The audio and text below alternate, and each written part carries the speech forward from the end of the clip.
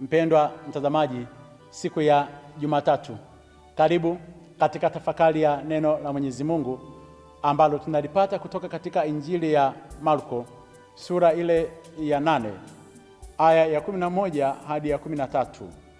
Nitaisoma.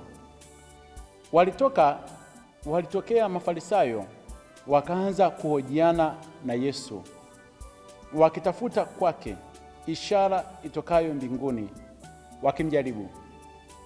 Akaugua rohoni mwake, akasema, mbona kizazi hiki chatafuta ishara?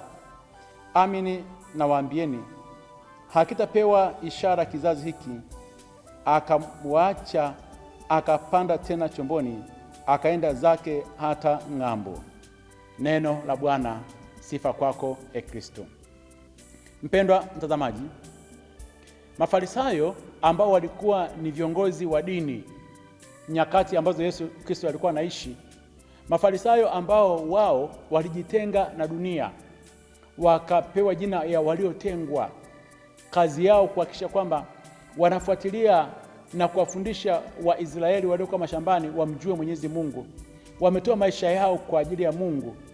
Wameamua sasa kumfuatilia Yesu Kristo kila anapokwenda, na wanaanza kuhojiana na Yesu Kristo juu ya miujiza anayoifanya. Wanaleta hoja. Baada ya hoja nyingi, baadaye wanamwambia sasa, fanya ishara. Wanatafuta ishara kwake inayotoka mbinguni, na Marko anaongeza kwamba ishara hiyo walikuwa wanatafuta kwa Yesu, walikuwa wanamjaribu. Kwa nini walikuwa wanatafuta ishara? Hawa viongozi wa dini waliotengwa, ambao wanaonekana katika jamii ya watu, wanatafuta ishara kwa Yesu. Walikuwa wanatafuta ishara kwa Yesu kwa sababu katika mafundisho yao ya dini ya Kiyahudi waliambiwa kwamba Masihi atakapokuja atakuja na ishara kubwa kutoka mbinguni. Waliamini kwamba atakapokuja, na wengine ambao walikuwa ni masia wa uongo walisema ishara kubwa mbinguni itakayokuja ni kupasua mto Yordani upasuke vipande viwili, alafu watu wapite. Ndio ishara ambazo Masihi ambao walikuwa wanashuhudia kwamba atakuja, atafanya mambo hayo. Sasa wanamleta Yesu, wanasema umefanya ishara mbalimbali, hasa fanya ishara moja kubwa. Na wanasema wanamjaribu kama vile shetani katika ile Mathayo sura ya 3 aya 16 alivyomjaribu Yesu mara 3, na wao wanakuja kutembea katika mawazo ya kumjaribu Yesu Kristo kama shetani. Kiongozi wa dini unakuwa na mawazo ya shetani ya kumjaribu Yesu katika kutenda ishara. Wanashindwa kuweza kuona kazi ambazo anazozifanya. Na hadi leo tuna viongozi wengi sana wa dini wametoa maisha yao kwa ajili ya Mungu. Hawataki kuona ishara za maisha ya kawaida ambayo tuko nazo, kwamba uwepo tu wa wewe mwenyewe katika maisha haya kumjua Mwenyezi Mungu ni ishara kubwa sana. Uwepo wa watu ambao unaowaongoza ni ishara kubwa sana.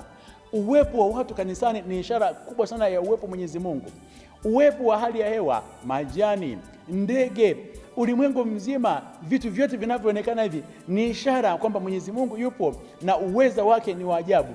Mvua kutoka mbinguni inashuka duniani, inakuja kurutubisha mazao, ni ishara kubwa sana ya uwepo wa Mwenyezi Mungu.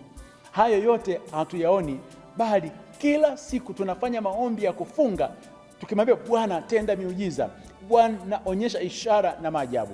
Na mtindo huo utakuta pia viongozi wengi wa kidini wanatumia kwenye mabango kuwaita watu, ishara na maajabu vitatokea, njooni.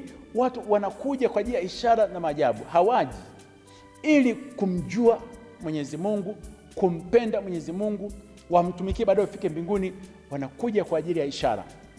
Angalia majibu ya Yesu Kristo katika hawa viongozi waliokuja kumjaribu. Anasema Yesu Kristo aliugua rohoni mwake, akasema kizazi hiki chatafuta ishara. Anasema amini nawaambieni, hakitapewa ishara kizazi hiki. Yesu aligoma kuwapatia yale waliokuwa wanahitaji.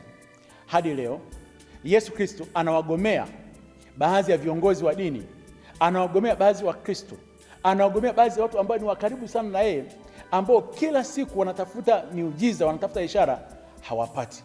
Na ukiangalia wanaotendewa miujiza ni watu ambao hawaamini, watu wa kawaida sana. Wakifika pale wanapokea miujiza mikubwa.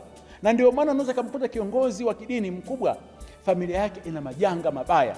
Kwa nini?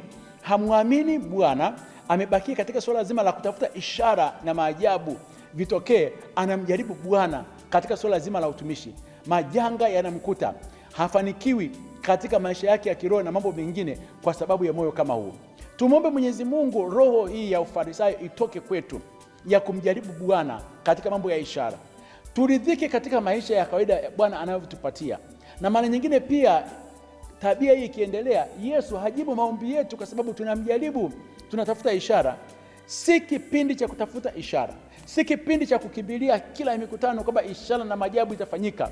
Na Yesu Kristo katika hayo maeneo hayupo. Kwa nini? Kwa sababu alikataa maombi ya Mafarisayo, na hata sasa hivi atakataa hayo mabango ambayo yanayotangazwa. Tuende kwa unyenyekevu, tukubali changamoto za maisha, tumwendee Mwenyezi Mungu kwa moyo wa unyenyekevu na upole. Yeye kwa wakati wake atatenda. Atubariki na kutulinda Mungu Mwenyezi, Baba na Mwana na Roho Mtakatifu. Amina.